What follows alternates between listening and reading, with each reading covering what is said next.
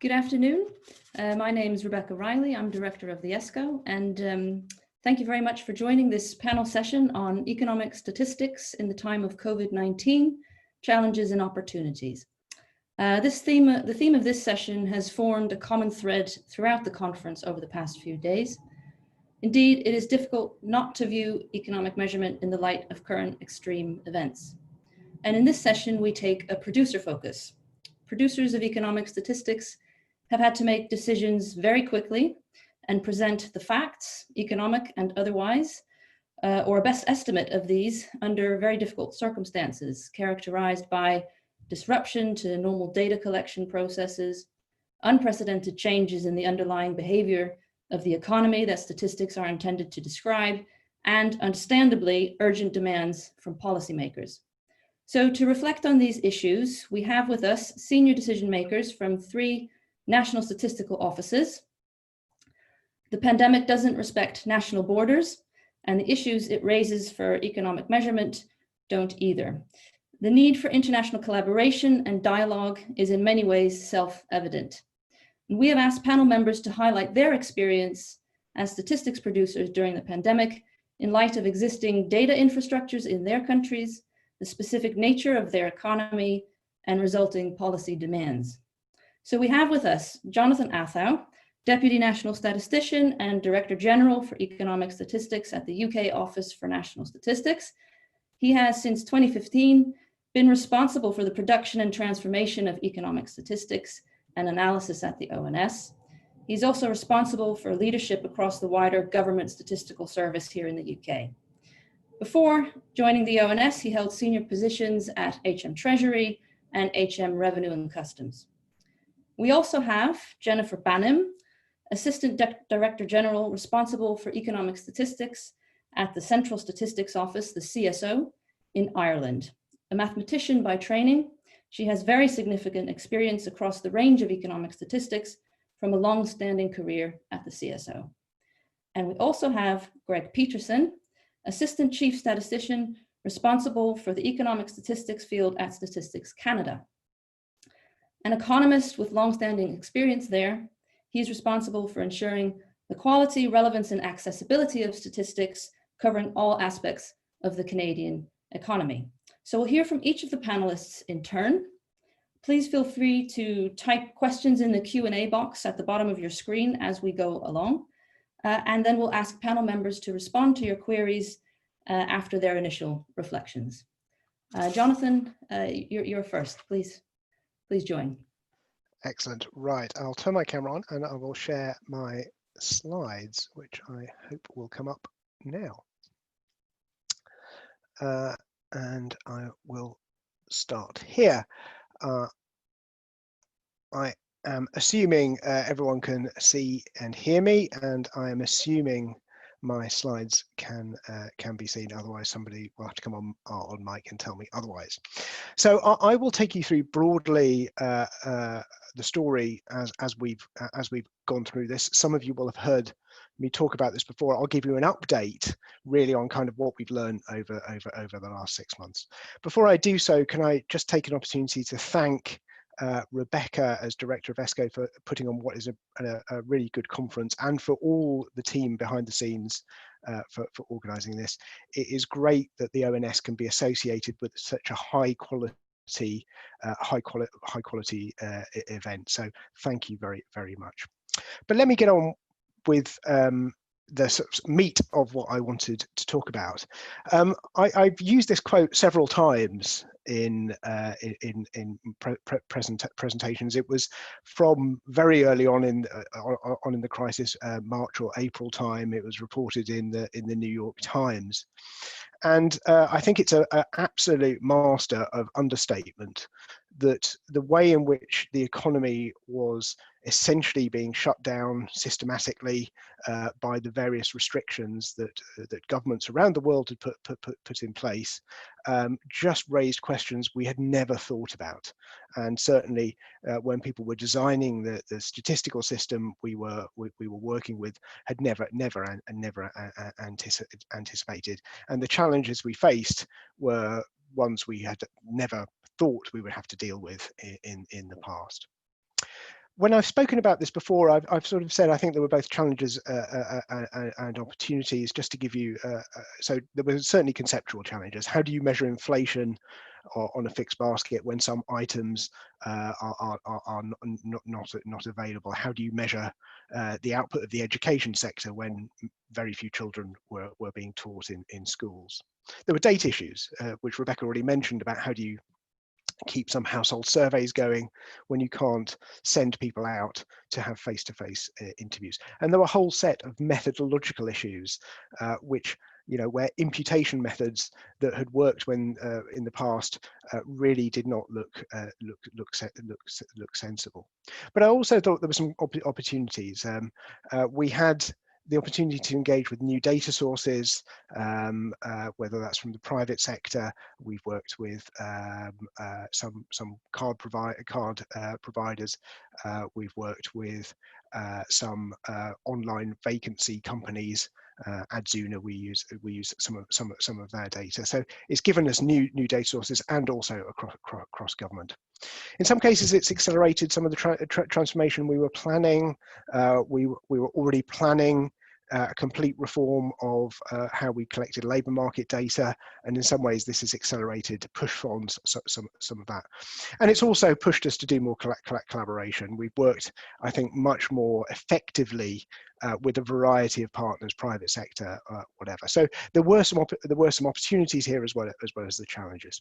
But let me just bring really what I wanted to sort of say is 5 main points that I think are the lessons I reflected on and think have really been learned. Now, I think the overall statistical frameworks and concepts we've worked with have actually proved to be remarkably robust. Now, we should never be prisoners to statistical frameworks or statistical concepts if they're not measuring what we're interested in. But actually, the way we've looked at the GDP concept when we've had people, as I said, children taught at home, has actually been very useful, and actually has been flexible enough to deal with a very, very changing economic situation. Likewise, labour market statistics. So I think that's been good. The fundamental concepts, the fundamental frameworks have broadly stood up, and I think that's been a real positive. The middle point here is around the mindset. I think there was a real change in mindset, and it's been one for the one generally for the good, which is the danger with statistical production, particularly if you are working on, say, a monthly production of statistics, is you are simply trying to get the statistics out, trying to get the best statistics you can out based on that. But actually, we've had to have a change of mindset, because ministers in the UK government, members, decision makers in businesses, the public just want to know what's going on. They're not that interested in exactly what the data is that's answering the question, but we've really changed our focus to answer the question. So if I look at our labour market statistics, we've changed the way we present that, and it's about answering the question, what is going on with the labour market? And we now bring whatever the best data is to answer that question. So we've moved from a sort of, I don't want to overly crude to say a sort of data sources outlook to an answering the question outlook. So I think that's been really encouraging. One thought there on the top row on the right is we've had to put in all sorts of temporary methods to keep our economic statistics produced, whether that's and that's pretty much across the board. We've had to put those in place. We spent a long time thinking about how we would implement them in the way that didn't create sort of any noise in the system, that was most consistent with how we'd done things before. I think perhaps what we didn't estimate at the time was how complex backing some of those temporary arrangements out are, and that's been quite challenging. So we've got a new method, for example, for how we've, as I mentioned, how we've counted education output. How we then back that out when we've had the school summer holidays was really quite complex, almost as complex as developing the method in the first place. So sometimes it's not just dealing with the immediate, but then how do you unwind after it? On the bottom row, there are a couple of other things that I think have been really important for us. This has been a story, virtually all of our data or virtually all our statistical outputs, it's been a story of how you bring together multiple data sources. We have not really found there is a single data source that will answer a particular question. It's how we bring it together. So if we're talking about retail sales in the UK, yes, we're interested in our retail sales inquiry and the output there. But actually, if we're really trying to tell the story, we are looking at footfall data, which comes from an entirely different data source that tells us about whether people are on the high street or actually in retail parks or somewhere else. So that's a very small example, but again, labour market statistics, we brought together administrative data from two government departments alongside our labour force survey, alongside private sector data. Is about how you bring that together to tell the best possible story and as I said before, to answer the question in front of you. Lastly, communication has been absolutely key throughout this. Don't underestimate how much time and effort you have to put into communication.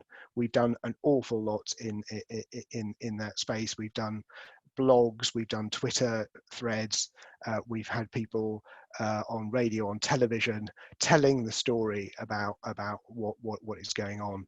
Do not underestimate the importance of communication in this, and lots of communication. You think you've told the story several times and people know what's going on. You always find somebody who hasn't heard it, so keep communicating. So those are my remarks. One thing I would say before I close is we have been able to respond, and it hasn't been perfect, and there are still some challenges in our economic statistics. Some of our economic statistics, have struggled with all the challenges I talked about, but we've been able to respond in part, and somebody I'd like to thank for this. A few years ago, for those of you who've worked in the UK, Professor Sir Charles Bean undertook a review of economic statistics. He provided an impetus to us to change how we produced economic statistics, to transform what we do. And I think without that, we wouldn't have had the skills, the mindset to really stand up and really find new ways of working. So I think my last remark is to thank Charlie Bean for his review, because I think it put us in good stead for dealing with the challenges that I've talked about. So I will leave it there and I think hand over to Jennifer.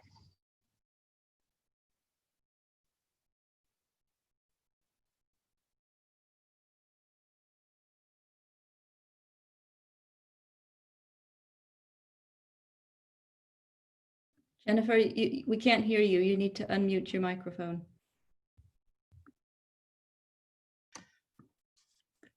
Is that working okay, Rebecca? Yeah. Perfect. Great. Okay. Again, like Jonathan, hope people can hear and see at this stage. And just to thank Rebecca and the team for the invitation to participate in this panel this afternoon.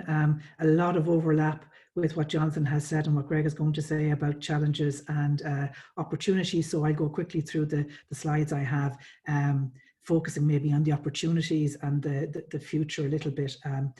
What I would say, of course, coming from the CSO in Ireland, GDP compilation, national accounts compilation is always a challenge. There's always something very interesting on the globalization front that you're trying to grapple with. So, it's one more thing.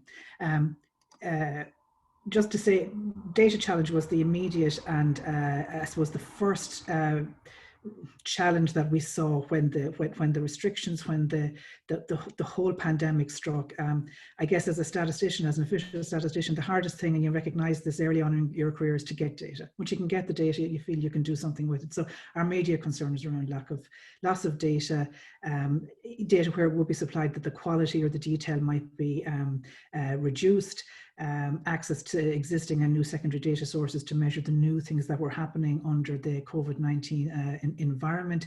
We had an administrative data center in CSO, and we had over a decade of work in there building up administrative data assets, and we have about 50% of our outputs from blended or fully administrative data, and it was about preserving that data source as well as the primary data sources from the surveys of businesses and households as well, and how could we maintain our output schedule in that environment. So initially that real risk and concern was around the data supply, so we focused on that and on data from, I suppose, the larger entities in the Irish economy that really do dominate our economic results.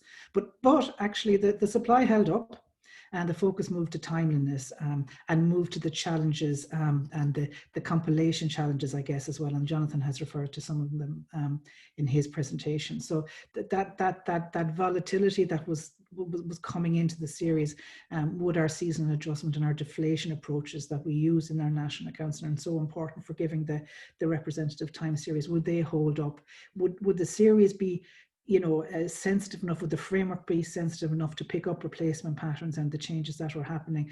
And then I think the health and education services as well, would the national accounts framework be robust enough to manage the changing shape of those kind of non-market activities, and new schemes, new emergency wage and subsidy schemes and so on that had come in right the way across, I think, all the globe in various formats, but probably with a lot of underlying commonality. You know, so again, it's that collaboration, the reliance on colleagues across all the statistical domains, across the international organizations, or you know, the compilers in the other countries, I suppose the community that was there that helped, gave fantastic support and really helped to meet that particular challenge. And, you know, the coming together to develop and build out the best advice on the more difficult compilation challenges was also a significant help for ourselves, and I know a fantastic thing to see across the community as well.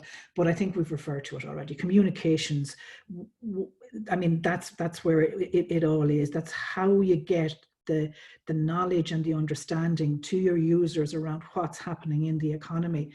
And we're telling a story in Ireland a lot about two economies, the globalized and domestic economy. So like our most recent quarter, for quarter two, we had, for us, a significant surplus in goods and services, while personal spending or personal consumption decreased by almost 20%.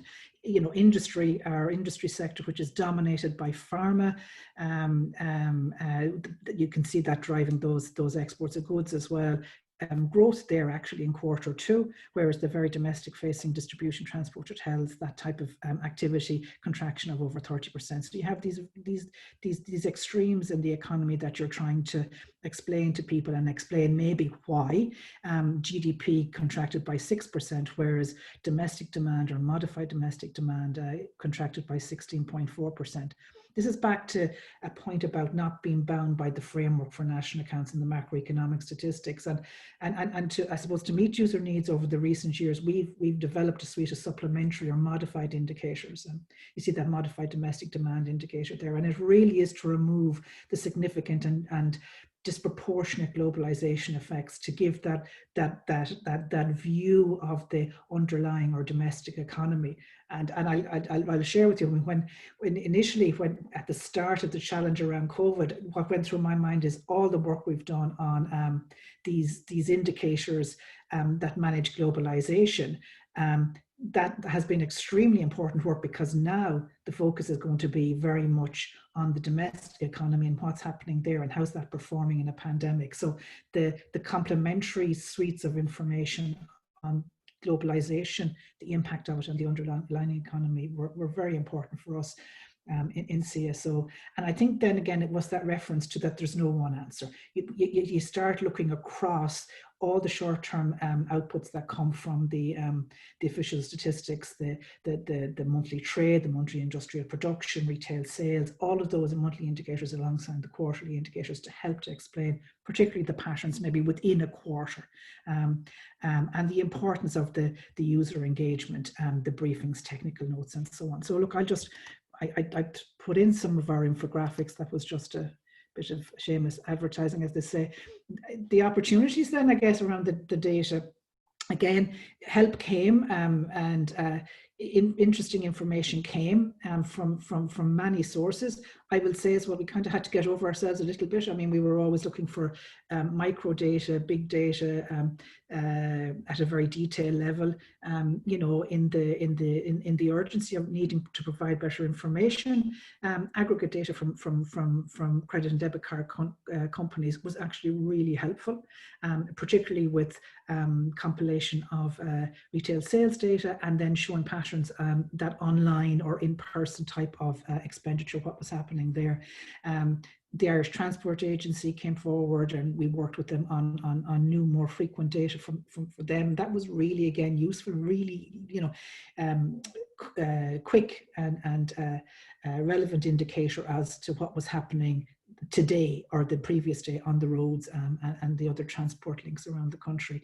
Again, using what we have, our passenger service, where our tourism statistics fell away because they were run at the ports. That wasn't possible, but we did have data from the transport authorities on passenger numbers arriving. So use that, use what we had. It pushed people to use newly available administrative data from our revenue, our taxation authorities around employee income. Again, that was a big help around earnings information as well. And all of that fed into, you know, how do you communicate it? How do you simplify it for your policy users and for your wider users through dashboards and through information hubs and so on. But I mean, the communications, once the data challenge was met, in that the data continued to flow, the communications and meeting user needs was the next most significant block of work. I just threw this in to show how useful the information on the card transactions became for us. So it was data from Central Bank. We worked with them on it and used it as an indicator for the policymakers. On the compilation, I guess the acceptance of a need for more frequent indicators, again, because of the volatility of some of the Irish macroeconomic series, there's a bit of a debate amongst the user community around as to the value of, you know, short-term estimates of GDP, monthly estimates of GDP. Great work, I know, has been done in the ONS on that side.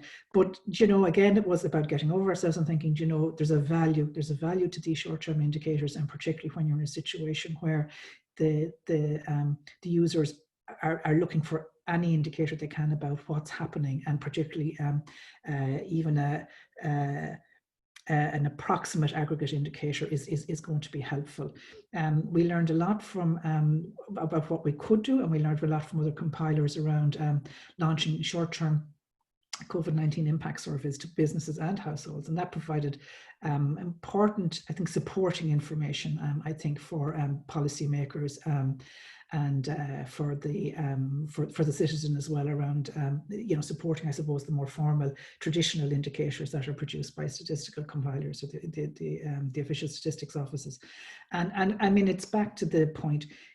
We always want to stay relevant. We want to be able to provide the information, and we want the information to reflect what's happening there. So the pandemic has really, I guess, underlined that importance of staying relevant.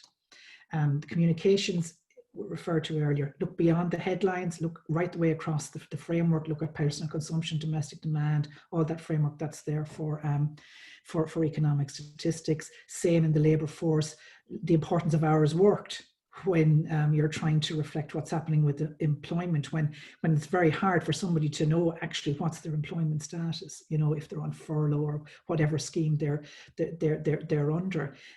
We have, as I say, a suite of modified indicators, and we'd use them on the macroeconomic side, but that approach was an important approach on our labour statistics side to preserve the traditional aggregates or time series, and then also to have time series on unemployment that were modified for COVID-19. We were trying to push people to look at the sector detail across business, macro and social as well, to get a sense of the sectors that were particularly affected. And, you know, there was some formats, new formats, bulletins we call them, to support getting the information out quickly as well. So look, they were the the challenges, the opportunities. This led into some of the I should say the using the monthly data to explain the quarterly patterns, using card transactions to explain the online versus in-person retail sales experience. So I'd included some examples there so people could see a few charts. I mean, my takeaway, and it's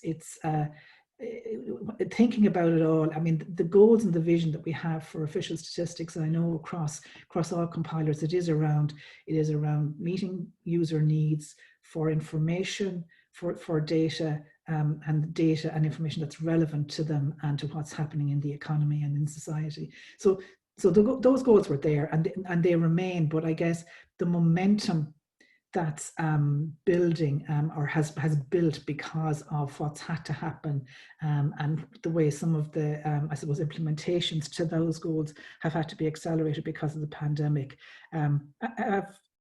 are good. So we can take that improvement, I guess, or that acceleration of improvement on the official statistics side. So I think it's that we want to keep the good stuff, retain what worked for us, and if anything didn't work, you know, let it go. Maybe that'll be harder than we anticipate, listening to Jonathan's comments there about trying to unwind maybe some of the practices. But overall, you know, the challenges, but the opportunities have actually been really exciting, and we want to harness that and keep that, and I suppose, and keep building on that for users into the future. So thanks very much, Rebecca. I'll stop sharing this now and pass over to Greg. Thank you, Jennifer. Thank you very much, Jennifer. Try to share the screen.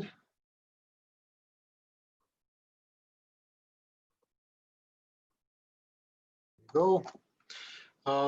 So I'd like to thank you for the opportunity to be on this panel this afternoon, and it's a pleasure to share some of the experiences that we've had at Statistics Canada over the past 6 months. Personally, the events of the past 6 months have probably been the most thrilling, draining, and rewarding in my professional career. You know, I've sat in various subject matter seats through 9/11, SARS, Mad Cow, the 2008 financial crisis, number of oil price shocks, but nothing comes close to what we've seen over the past 6 months. So from on the outset, right, I'd like to express how proud I am of the work that the folks in our economic statistics program have done to achieve great change in a very short period of time. I would argue that a lot of the change that we've made really now has been baked into the way that we do our work. There's no unraveling this, and I think there's no way we're going back. To be fair, though, we didn't hit the pandemic from a state of rest. We started with a modernization effort that was already in full swing, so we did have some wind at our backs. So for the past 3 years, Statistics Canada has been engaged in a modernization exercise that leans heavily into a user-centered focus that relies on heavy use of alternate data sources, right, beyond the administrative data that we've been using over the past 30 years, as well as new tools and techniques. And much of this modernization effort served us well when we shut down our on-site operations last March. And there are a few things that I have to highlight as enablers. First, our program areas started to take a more horizontal approach to data in order to better align with policy priorities. If you think about transition to a low carbon future, for instance, it requires us to move beyond the traditional view of energy, you know, production, distribution, and consumption towards linkages to environmental impacts. In the case of a natural resource economy, linkages to kind of social impacts associated with this kind of transition.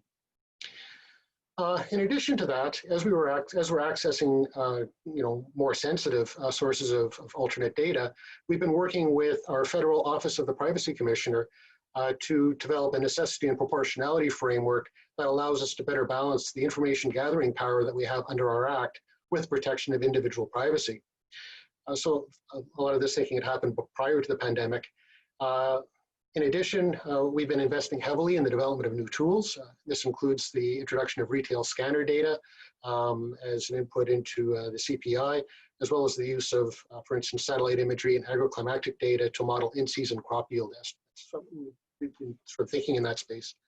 And finally, within the economic statistics program, we did launch a project team on COVID in the early days of the pandemic naively focused on the supply chain effects and the impacts of a China-based epidemic on Canada's natural resource sector.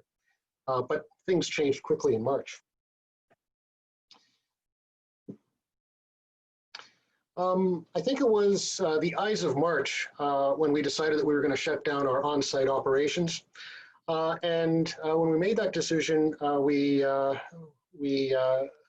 invoked our business continuity plan, which reduced our operation to about 21 mission critical programs, 15 of which are in the economic statistics program. But we also lost our collection capacity as we shut down our call centers. And we faced a Government of Canada-wide problem of limited secure bandwidth available for employees to access kind of the servers on site. So as we were kind of muddling around with this and groping with this, we did a fair bit of outreach, both within the private sector and to governments at all levels. And this was an interesting exercise because the input that we received from the business community is that they needed real-time information on the state of business so they could better advise government on what they needed to survive. There was, of course, a call for reduction response burden, which was easy to do. But really, it was a big push towards getting as current information as possible so that businesses could understand how they should respond. All levels of government, we engaged with all levels of government. The federal government, other federal government departments were developing policy responses at breakneck speed. I'll touch on a few of those areas in a moment, but it wasn't uncommon to receive an information request and see a policy announcement follow within about 48 hours. In Canada, provincial governments, that's the level of government primarily responsible for healthcare and regulating most Canadian businesses, and they were crying out for more subnational level information so they could do their work. And we also did a fair bit of outreach with municipalities who are concerned about the sustainability of their tax base and many of the services that they deliver, such as public transit. Now, unfortunately, as we undertook this outreach, we discovered that many of the emergent requirements that were coming out didn't correspond to the priority areas that we had identified in our business continuity plan. This required us to pivot, both in terms of subject matter as well as methodology, and it resulted in experimentation in a broad range of areas, some of which were successful and others were not. I'm not going to go through all of the items on this slide, but I'd like to highlight a few examples. An early issue for us was food security.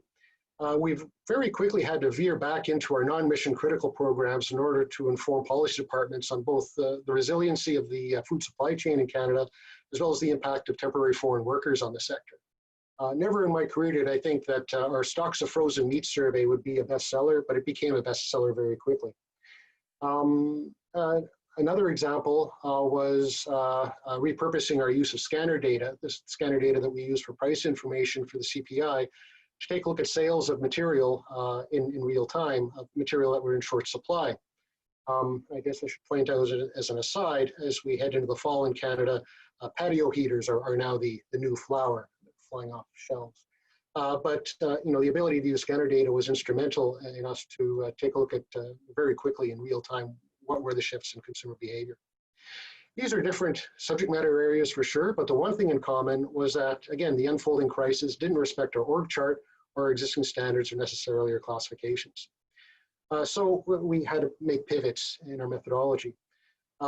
We made requisite adjustments to GDP and CPI based on advice from our expert advisory committees, consultation with peer national statistical offices, and international guidance.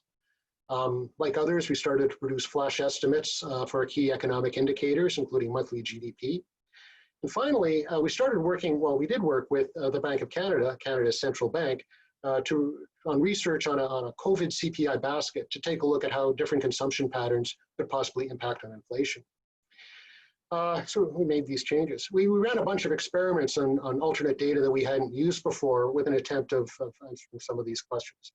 And I won't run through kind of those list of experiments, but a key takeaway is that for many of these alternate sources of data, initially we were trying to identify business closings and reopenings. This moved to trying to understand impacts of the pandemic. Some of these experiments worked, and many of these experiments didn't. But in all cases, we were able to learn something quickly. And for the experiments that didn't work, we were able to fail fast. I guess, fiscal prudence in a limited capacity. The focus now has shifted towards what an economic recovery looks like. And again, the subject matter continues to evolve. I would argue that, if we think back to the 2008 financial crisis, I think a takeaway for a number of us is kind of that Stiglitz notion of beyond GDP. But at the same time, through this pandemic, we've been trying to highlight with the media in particular, what's been happening within GDP. And if you take a look at our Q2 GDP release, like everyone else, we showed a dramatic decline in GDP, which was the headline number. But in Canada, if you took a look at, the government transfers to households by far exceeded the loss in employment income to households. So household disposable income in Canada, in fact, shot up by over 10%. And with the shutdown of retail, the savings rate went from sort of a pre-pandemic level of about 3% to about 30%. And when we pull out the national wealth accounts, there's about a $90 billion blob of cash that's sitting there in cash and demand deposits, which will inform the releases that we continue to put out on retail trade and wholesale trade. So that linkage is important to us.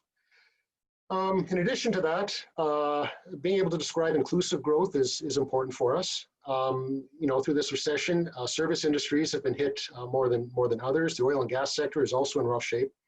And this means, taking a look at who's employed in these sectors, they affect some of Canada's most vulnerable populations, lower income families, racialized Canadians, and Indigenous populations. In the past, like many of you, we've been working on a distribution of household accounts. We're working on transforming that into a quarterly measure so we can keep better track of what's happening within these vulnerable communities. And finally, as with many other countries, our government is talking of green growth. So we need to be able to better make a link between economic growth and the environment. To make this happen, experimentation needs to continue. We're continuing to refine how we do our flash estimates.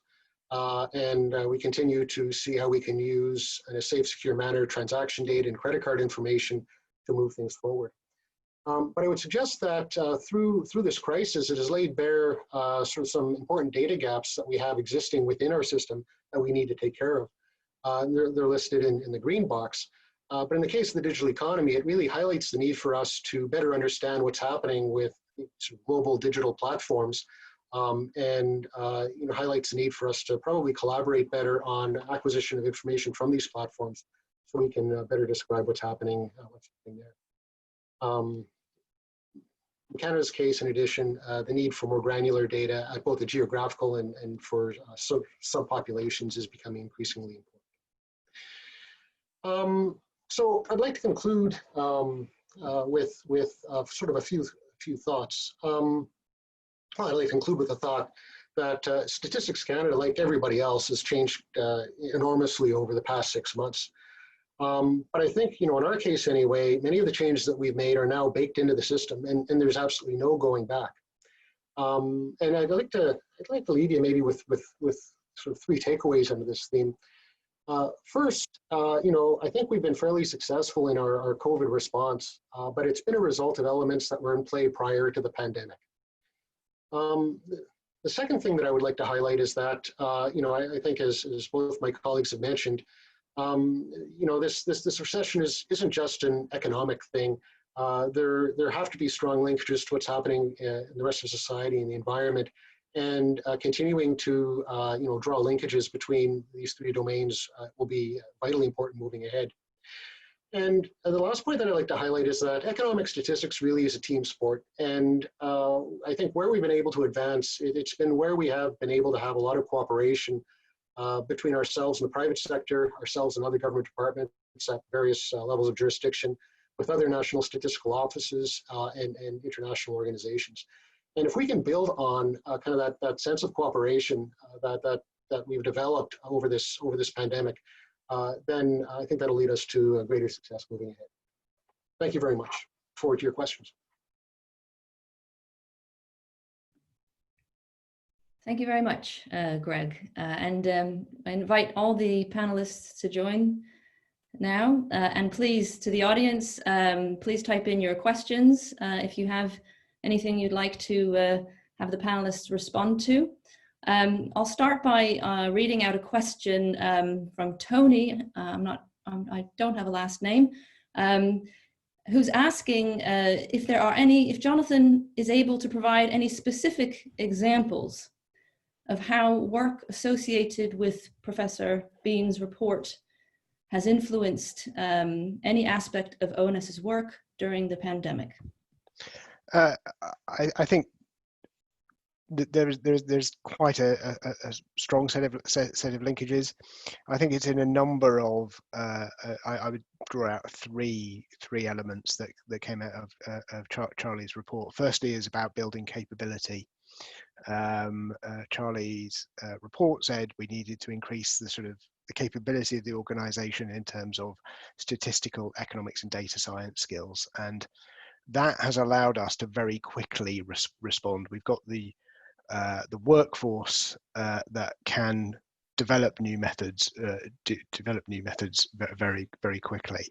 And related to that is things like the data science campus was set up following Charlie's review. ESCoE itself and this collaboration was part of Charlie's review. So that has been increased capability. I don't think we would have been able to respond and stand up a new way of measuring education, for example, without that capability. I think the other aspect that Charlie highlighted was the need to really embrace alternative data sources. Surveys are important and have been important, but we've really used. We've built some experience with administrative data. So following the Bean review, we'd put in place some work with revenue and customs to get tax data, and we were able to use that quickly to produce a very up-to-date, a very timely measure of employment from the tax system. So I think that the alternative data sources, and I think I'll just draw out one thought which I touched on, but again I think was integral to Charlie's review, which was answer the question. We need to be relevant to the question that's being asked, not just producing the statistics. And I think all three of those have allowed us to respond. And I think without Charlie's review and what that put in place, we would have been in a much more tricky situation than we found ourselves in. So a few thoughts from me on that one. Thank you very much, Jonathan. And we'll now take a question from Keshab Batarai, and after that, a question from Dave B. Thank you very much, Becky, for this opportunity. Measurement is a very difficult issue. My question to the panel. So you have mentioned already about the education statistics and other things. With the pandemic, this has become very serious also. Like we have concept of labor supply, and so labor supply is measured from different surveys. People are working at home from morning to until midnight, so looking at the screen, computer. From their point of view, they may be working very actively. But is this reflected into the labor supply? So how do you measure it? This is so that is a simple issue relating to the measurement, reflecting the reality. Maybe I'll start on this one if that's okay. I think lots of concepts are being very. There is a real sort of question about kind of, particularly as you're getting those moments of flux, how relevant are some of the ways we've looked at things in the past. I think we've been able. Actually, in terms of our measurement, particularly of labor supply, has actually held up remarkably well. Several of our commentators have marked that actually our estimates of hours worked is probably one of the most meaningful indicators of the labour market at the moment. It's down about 20%, or it was down about 20% earlier on in the crisis. So we're able to do that. It seems people are able to respond to our questions about how they are working and what is going on. However, I do think there are going to be some challenges. So I think as we sort of think through this, kind of what does productivity look like in this world when you've got a real challenger sometimes about measuring labor inputs and sort of kind of have you got the right outputs. So I think there is just going to be some noise around particular outputs. Productivity always strikes me as a, you know, because it's the ratio of two things measured with error. It always strikes me as a particularly vulnerable indicator. So I think there will be some things around the economy where there is just extra uncertainty, and I can see that at the moment. Some of our labour market statistics, we're getting responses from people that about their circumstances that for us, I would say don't make sense. You know, what they've said is sort of, you know, logically coherent, but it suggests we've got lots of people, for example, in transition in the labour market, some people who are technically employed but not being paid at the moment, some people who are out of work and appear to be temporarily economically inactive. So there's all sorts of things, I think, but again, I think that a lot of that just relies, reports what is the underlying truth, that there's a huge amount of churn for certain individuals in the economy and a lot of uncertainty about their position. So I think your point is a good one. Measurement is challenging. There's going to be some noise at the moment, but actually for a lot of people, certainly in the UK economy, there is a lot of uncertainty about their future. And sometimes what we're seeing in the statistics recognises that there's just a lot of churn and a lot of people in slightly difficult and precarious economic situations. Thank you, Jonathan. Jennifer and Greg, would you like to add to that? No, I mean, it's a very good question. It's a point I think I was trying to make in the presentation as well. Exactly, that it's the suite of indicators that you have to look at, and particularly on the labour market side. And yet, hours worked, you know, always an important indicator, but a critical indicator now. Earnings indicators are also really important to put alongside the labour force, because, as Jonathan says, it's hard to define what employment is now and how it appears in both the survey data that you collect from the householders and the administrative data maybe that you get from the from across the system as well. And actually there's confusion even in the recording there, and you're trying to strip out and get to the underlying series that are there. So very similar experience and answer I would have to what Jonathan has said. I would agree as well. I mean, traditionally when we publish labor force statistics, we focus on number of people employed or the unemployment rate. But as we've expanded the size of our labor force survey in terms of content, and our information release has exploded in size as well, as we put a greater focus on things like number of hours worked, number of hours not worked. We've got, as Jonathan mentioned, right, there are people that are drawing a salary but are not producing any output. So we've had to kind of re-engineer things in order to try to get at kind of those underlying pieces. The other piece that's important for us is just not just straight the labor characteristics, but the characteristics of labor themselves. So there's been a huge policy priority in Canada to understand what socio-demographic groups are the winners and the losers. And trying to understand what kind of biases there are within the system. Because in Canada, if you think about, a lot of the people that work in retail are people that belong to more marginalized communities. And, our retail sales estimates are showing us, fully recovered to where we were pre-pandemic in terms of turnover, but in terms of employment, we're nowhere close to where we were before, which may represent a structural change, which I think is the next step in trying to understand this. Thank you for those responses. We'll now have a question from Dave B. Hi, thanks. Yeah, it's Dave Byrne from the Federal Reserve in the States. So this is closely related to the previous question. So I'd be curious to hear more from the panel on the challenge of the replacement activity that Jennifer mentioned, the move from production and consumption to the home setting. Are we missing this in GDP and in inflation? So Greg had mentioned the digital economy. The surge in data traffic to the home has been just tremendous. And it strikes me that the revised telecoms price index that the ONS is using is a good example of a measure that would be robust to this, for example. So just thoughts on that. Perhaps we could go in reverse order this time. Greg, if you would like to respond first. Sure. So I use the digital economy as an example of sort of a gap that we already had that's exacerbated by this. And here my concern is not so much tracking what's happening with telecoms, because I think we have a good handle on that. But it's really, if we think about sort of large global platforms,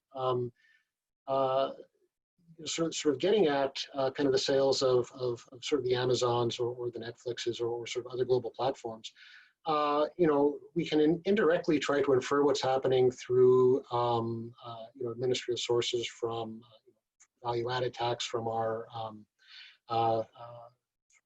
border customs information, but it's really kind of trying to get things indirectly. And ultimately, I don't think there's much of a gap in GDP, right? We do try to cover for the fact that we don't directly collect information from these global platforms. But the fact that we're not getting this information means that we're probably not being as accurate as we could be. And my concern more is in terms of kind of misallocation between sectors as opposed to whether or not something is missing in the aggregate. Thanks, and Dave, this is the point. A very good question, because at the beginning of the pandemic, there was, in some sense, maybe a sense across the statistical community that there would be almost a complete replacement effect, that that people would move from restaurants completely to takeaway, and that there would be an awful lot of offset and balance. Similarly on education services as well, moving from a school environment to an online environment, and we all know that that didn't happen, that actually activity contracted, and particularly in those sectors that were very much customer facing and so on. So I guess it was a significant challenge to manage that and to ensure that you were correctly reflecting that in the data. On that household consumption side of it, that was a particular concern of mine, and I know that's that when I worked closely with our central bank on the credit and debit card data, on that card data, that was a real help in the I suppose in the confidence it gave us around the compilation and what we were doing there, how we were managing and measuring the online activity, the small bit of in-person activity that was still happening, but that you were capturing those changes in expenditure patterns, overall reflecting the decline across a lot of expenditure because supply fell away.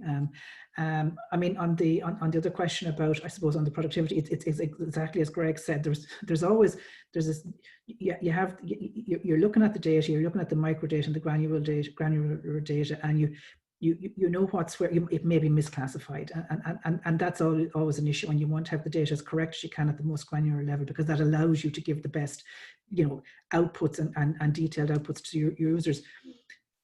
In the situation with the pandemic, that really comes into relief, because there's particular sectors and parts of the economy that people are focusing in on, and it's extremely difficult to work there. So I guess it was challenging. Our approach to it was around the alternative or the supplementary or complementary data sources to try and help us to ensure that we were benchmarking or correctly kind of calibrating our results for the different parts of the economy to an overall aggregate that was given a high level indicator of what was happening.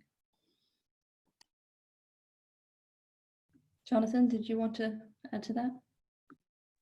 The only thing I would say is this is back to my comment about the frameworks. I think were actually helpful. We were very nervous early on around correctly measuring GDP because of wage replacement, because of education. I think actually the framework really helped us. So, for example, when we were looking at home teaching, online teaching, we actually reduced the output of the sector for parental involvement because that was home production, and actually these concepts helped us navigate that. I would also echo both Jennifer and Greg's point that I think if there is an issue here, sometimes it's going to be about how it flows between sectors, and have we got the sectors right, and kind of how do you deal with capital services when large numbers of people are working from home? We'll cross that bridge when we come to it, but those are the sort of challenges I think we will face. Thank you. So we're going to have a question for Greg from Alexei Romanko. Hi, Greg. Thank you so much for a wonderful speech. So it's a short question. Do you think there are any practices in economic statistics that would be never the same as it were before in pre-COVID period? I think for us, the big one is our move towards flash estimates. you know, and this may be unique to Canada, but the culture within our national accounts is accuracy over everything else. And, you know, as soon as the pandemic hit, we took inspiration from INSEE. I think the head of INSEE came out with a kind of this note saying, you know, normally we would never produce statistics like this, but given exceptional circumstances, here you go. We were inspired by that. And, you know, in the very early days, you know, we'll put out the academic paper probably after I retire on how we did initially flash estimates for GDP. We did them. But we were, again, inspired by the notion that in a crisis situation like this, the speed was far more important than the quality. And we were open and upfront with users saying, you know, not you know, these estimates may be revised. We said these estimates will be revised. We're doing this in exceptional circumstances. The feedback, I got different types of feedback. I got emails from former esteemed Canadian national accountants who said that we were out to lunch, that what we were doing was morally reprehensible. But the feedback that I got from the policy community, from the private sector, and from the media was uniformly positive. And when I talk to the media, the first question I get is, you know, you're not going to go back, are you? And so the flash estimates are here to stay. So it requires us to, you know, cut corners and kind of compilation of the national accounts and kind of all of the feeder programs. And I think the challenge for us is, you know, it's very easy to do a flash estimate saying GDP is going to rise, you know, 20%, right? That's after what we've been through. It's going to be harder to do a flash estimate where, you know, GDP is going up or down by, you know, 0.2 or 0.3% in a month. And that's, you know, doing that refinement is really, I think, the next step in the process. Thank you very much. So we have a question from Martin Wheel. And I don't know, Greg, if you'd like to respond to that one first, and we'll work backwards again. Okay, well, my question is, as a result of the epidemic, what's at the top of your statistical wish list? What would you like to be able to do that you haven't been able to put in place yet?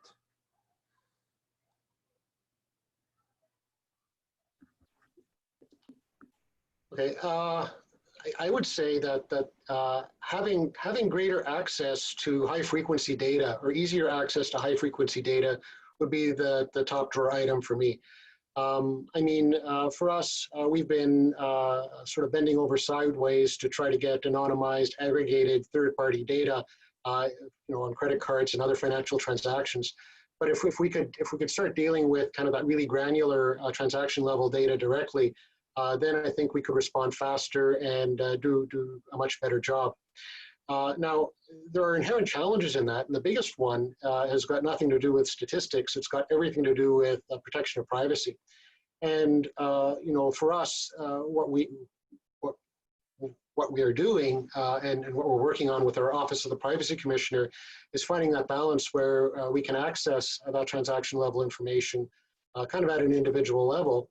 In fact, with individual identifiers, so we can link that to kind of other socioeconomic information we have on that family, and you know, do this in a way that does protect the privacy rights of Canadians, and making absolutely certain that we're leaving things secure. You know, the worst possible thing that can happen in our business is on the confidentiality side is releasing information that would identify an individual. And you know, hand in glove with that is kind of protection of privacy rights. So it's kind of an overly complex question or overly complex answer for a fairly simple question, but it's really that access that transaction data, but knowing full well at the same time we have to finalize kind of that privacy piece. Jennifer? I won't add much that we would look for the exact same thing. That will be top of our wish list, will be access to that very detailed transactional data, be a credit card, other information from telecoms. I mean, it's the point about the privacy is a key point, but what I would say is, you know, the world of official statistics, a fundamental principle is the guarantee of confidentiality around the data. So for the data we currently collect ourselves under whatever legal structures that we have, we are we live and breathe that confidentiality, and we also try and obviously minimize response burden as well. So I think there's absolutely a way we can work with the requirements around data protection to meet the really important and critical needs that are there, but also to meet that access to data requirement to allow us to develop the products that meet the user needs and meet the information needs, I think, of the citizen and of the policymaker as well. Jonathan? I would just agree. It's that transaction level data. We've had our appetite whetted by some of the work we've been doing, and I would say many of our data partners have been very, very good in terms of how they've done things, but this is only the tip of the iceberg. The potential here is huge, and I think some of it is confidentiality and concerns around that. I think there's also a challenge.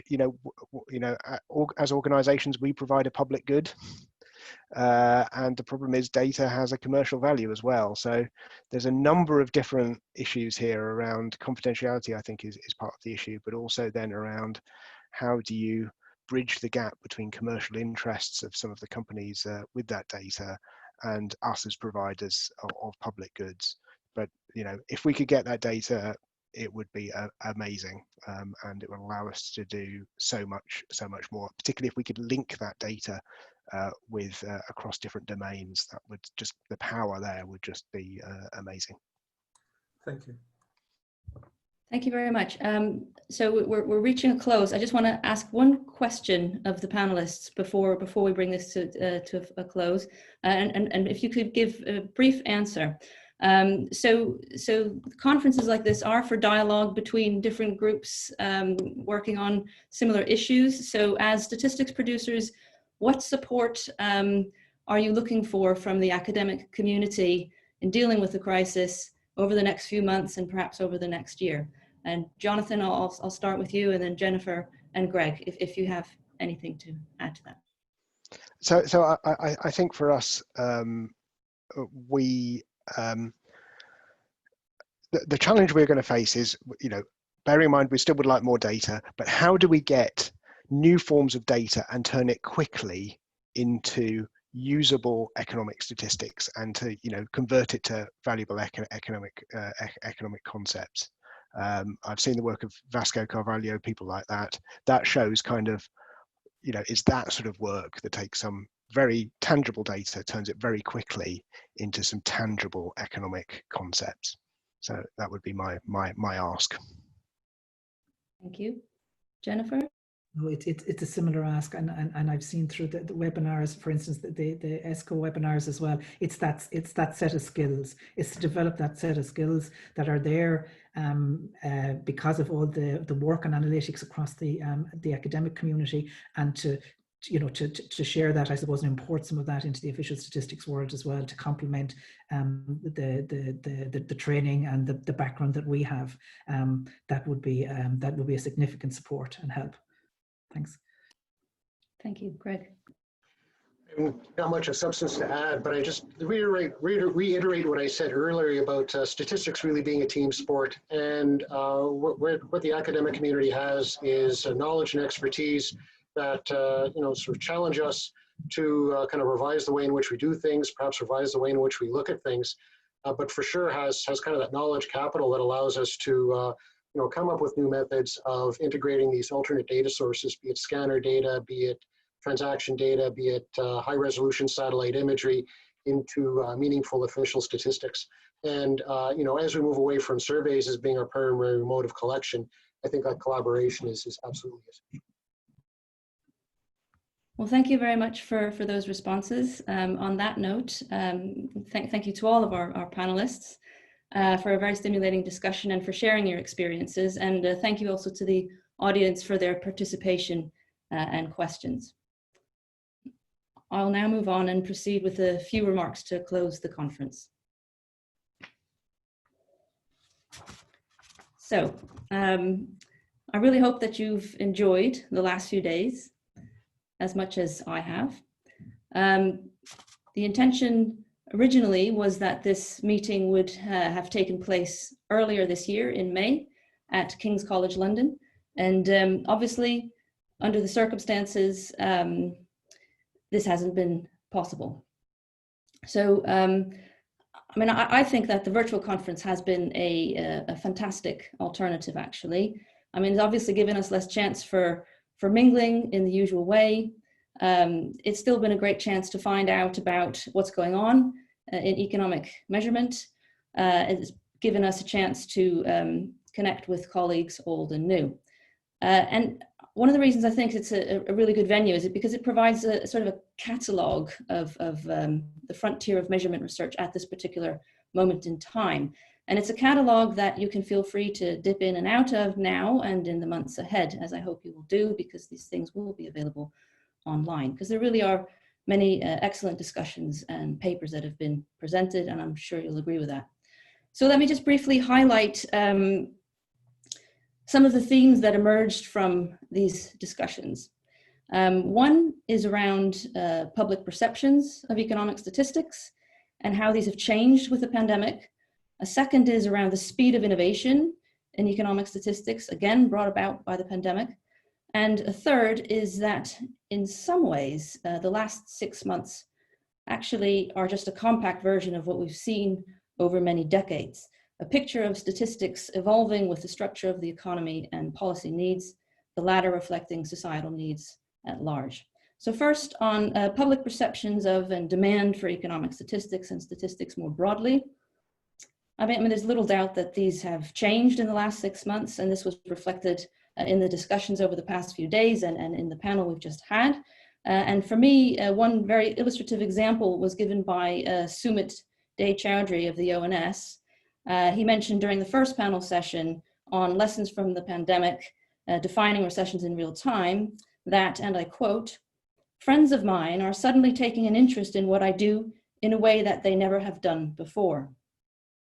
We also heard from the Office for Statistics Regulation that their caseload during the first few months of the pandemic mirrored the usual caseload that they'd have over the course of a whole year.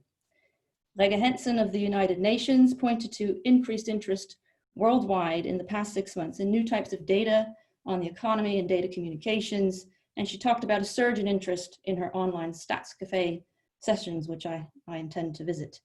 Mari Spowage of the Fraser-Valander Institute suggested during yesterday morning's panel session that if anyone doubted the value of monthly GDP, those doubts would now have been dispelled. So the public perceptions of the value of statistics has changed. And during a pandemic, when public health is at risk, the value of statistics suddenly becomes very tangible.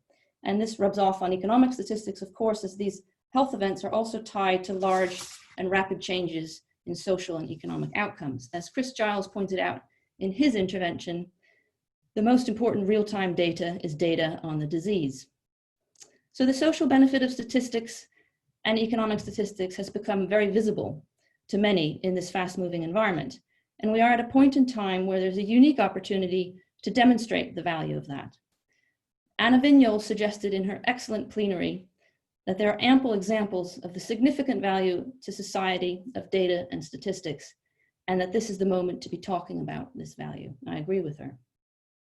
So the second theme on the speed of innovation in economic statistics due to COVID-19. As Ian Russell of the OSR said during his intervention yesterday morning, necessity is the mother of invention. We have heard of many examples of innovation at this conference. Darren Morgan of the ONS talked about statisticians becoming less precious about a change in the balance of risks. Tom Joseph of the Australian Bureau of Statistics talked about a change in culture that has developed to meet new communication needs. We have seen new collaborations around data sharing and very creative uses of data to provide new economic insights over the last 6 months. And some of the examples that stood out at this conference include the use of rich, novel data sources at Statistics Denmark to monitor economic activity, Rachel Soloveitchik's thinking around cost of living indices during lockdown, and novel uses of card transactions data, both in relation to the pandemic, but also for wider economic analysis. And there were many others, I just highlight those. These innovations, of course, they raise new issues, the need to distinguish between measurement and insights provided by new data sources, and the need to communicate this difference very clearly to avoid erosion of trust and confusion about what's going on. And this was pointed out several times during the conference, including in the last hour. And so was the importance of widening data access to fully harness the benefits of new data for analytical purposes and also for assessing the quality of new insights and statistics. So the challenge going forward will be to maintain, develop, and embed these new collaborations around data sharing and research, and this increased creativity in the development of economic measurement and its communication. And that brings me to the last theme that I wanted to highlight, coming from the discussions at this conference. And this is that in some respects, none of what we have seen in the last 6 months is new. In his plenary yesterday, Anil Arora talked about the development of economic statistics over the last century and indeed earlier. And Greg has also talked about those today. And he showed how these had continually adapted to economic circumstances and policy demands. And Jennifer Banim mentioned in the panel just now that the vision around economic measurement is essentially the same. It's just that the momentum behind this has increased with the pandemic. And I think we have seen evidence of this vision throughout the conference. There have been lots of examples of collaborations and of creative uses of data and methods to inform general economic and social discourse. So I hope you will have a chance to browse through the many examples at your leisure, visiting the recordings that have been made. And when you do, you might bear in mind Sir Ian Diamond's challenge to all of us. He put this to us at the start of the conference, that the metric of success of this dialogue, research, and collaboration is how many of the ideas put forward are implemented as statistical outputs. He also mentioned in the next 6 months. So let me conclude with some thank yous. First of all, a big thank you to Mercy Keener, who had the confidence to move the conference online and convince the rest of us that this was a good idea and feasible. She's been working incredibly hard to make the conference work smoothly. And also to John Barlow, who put in a very big effort to ready the new ESCoE website in time for this conference. Recordings from the sessions will remain on the conference platform for a month and will then be made available on our website. Thanks also to my colleague, Sarah Shepard, and to Caroline Lewis and her team at the ONS for making the conference happen. And a very big thank you to Anna Galvao and Martin Wheel, our scientific chairs, who I think it's pretty fair to say have had to do a lot more than they expected when they signed up for chairing a May conference at King's Business School. The fantastic program we've seen has been down to their leadership and effort. And finally, thank you to the many people who have participated and helped in making a success of this meeting. I hope you'll join us next year for Economic Measurement 2021 at the University of Strathclyde in Glasgow, which currently is planned to take place in May. Thank you very much and have a lovely weekend.